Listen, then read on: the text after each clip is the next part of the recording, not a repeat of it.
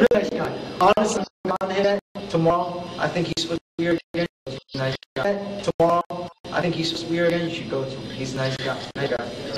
Here, let you guys go off into the Friday night, get ready for your Saturday at Fan Expo Canada. In the meantime, sir, bring us home. Bring us home. What's your name? My name is Dave. How are you, Dave? Doing great, thanks. I'd like to start by saying I've been a huge admirer of yours ever since I was working my first retail job at a convenience store called Shortstop. And I rented a copy of Clerks after my shift. I instantly felt a surreal connection between you because my name is David Hayes and the character is Dante Higgs. So you got the DH thing going there. Yeah. You felt like you were being, like I was when I thought I was being watched after I jerked off. Exactly the same. Over the next several years, I ended up working at 4 other convenience stores and spent a little over a year at a local A&W just in time for the release of Clerks 2. So before I ask my question, I'd like to make a request. Please get out of my head and stop co-opting my life into your movies. It freaks me the fuck out. My question involves one of our favorite Canadians out there, one Miss Alanis Morissette. More specifically, the opening track to her 1998 album, supposed former infatuation junkie, called The Front Row. Ooh, that guy knows it. Being such a big fan of you both, it didn't take me long to recognize there are some references in the song that seem to point directly to you. Spending a great deal of time, I was also fairly certain she would have been on the set of Dogma, right when she was writing the album, because it was like 6 months before in like 1998, and therefore spending a great deal of time with you.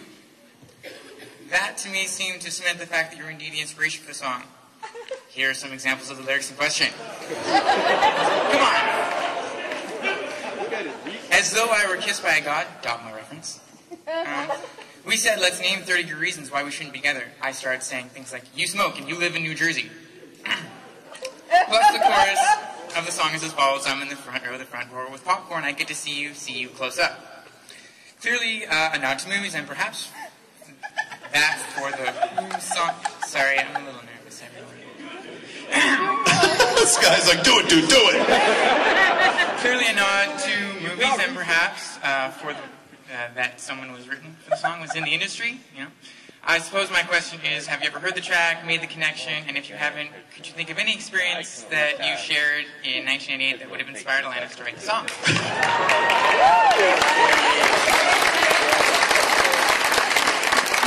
That is a question. I have been waiting for you for fucking 12 years.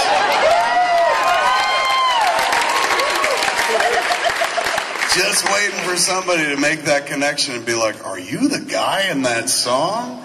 Yes. I literally, now that song is about a bunch of people, but those verses that you referenced, that definitely has to do with me. And I remember the evening that we had that conversation. Her and I were on the phone. It was before I started even dating my wife. And so I haven't even met Jennifer yet. I haven't been interviewed by her. It would come in a few months. But this was before I had to sit down with USA Today. I had Jagged Little Pill came out. It's fucking massive and shit.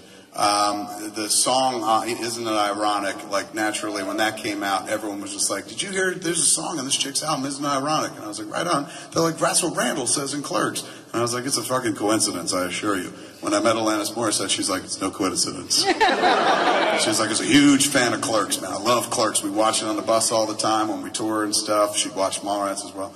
I said, hey man, well you might like this new flick I'm working on. It's called Chasing Amy, and I had a cut together, and she watched that as well.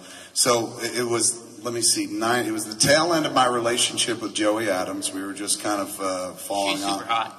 What's that? She's super hot. Way to go. Way to go. Oh, on that one? Thank you. Well, for a fat guy, I was shooting high. So as the tail end of that relationship, she had decided that she didn't want to fuck Silent Bob anymore. She was moving on to Vince Vaughn. They wound up dating for a while. So I was kind of I was single at this point and whatnot.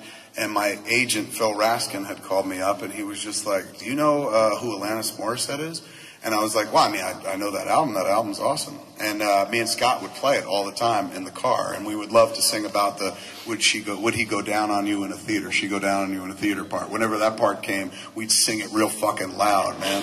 Because nobody sang about blowjobs before. You know, they did through code and shit, but she literally said, would she go down on you in a theater? And this is in 1995, and we're like, that's so hot. So he was like, do you know who she is? I said, yeah. He's gone, her manager called and she would like to meet with you and stuff. And I was like, holy shit, all right, man. So we met, and that was where she told me about the line, isn't it ironic, and stuff. And so we became friends, and we would chit-chat on the phone or go out every once in a while. And very similar sensibility. I'm a big Canada-phile as well. So, you know, I could sit there and make fucking Ottawa jokes, and she'd be like, oh my God, you know Ottawa jokes. And I'm like, oh yes, Nadine, I know many jokes. That's her middle name and shit. So it was never a relationship or anything like that. But, you know, we talk all the time. And we had one evening where we had a conversation on the phone where, you know, we were talking about how similar we were, and it wasn't flirty, but it was like, gee, I wonder why we're not in a relationship kind of thing. And so I said, well, let's list all the reasons that we probably couldn't be together. The first thing she said was, you smoke. And I was like, really? That's a deal breaker? And she goes, well, and you're from New Jersey. And she goes, what about you? Like, what is it about me that, you know, how come we couldn't date? What do you think the problem would be? And I was like, well, you belong to the world.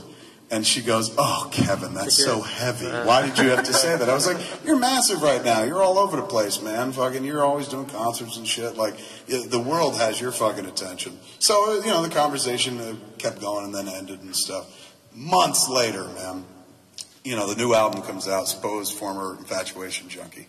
And at this point, I'm now with Jennifer Schwalbach, my wife, who should become my wife. She's way pregnant and shit. The early months of her pregnancy, I should say, maybe 2 months. But this is weird. Like, suddenly I'm involved in this relationship with this woman I barely fucking know, and we're going to have a kid together. Everything's moving so fucking fast. That album comes out. And, you know, I bought it on CD, popped it in my car, and we were driving together. And it's Front Row is the very first song on the album. So popped it in to give it a customary listen from top to bottom. And Jen, my girlfriend, who would be my wife one day, is sitting right next to me. Song kicks in. Doesn't happen right away, but it happens about maybe 25, 30 seconds into it. And, you know, she sings the lyrics, and very clearly, you know, you hear the part about, like, you know, I started saying things like, you smoke, you live in New Jersey. As soon as she said the you live in New Jersey part,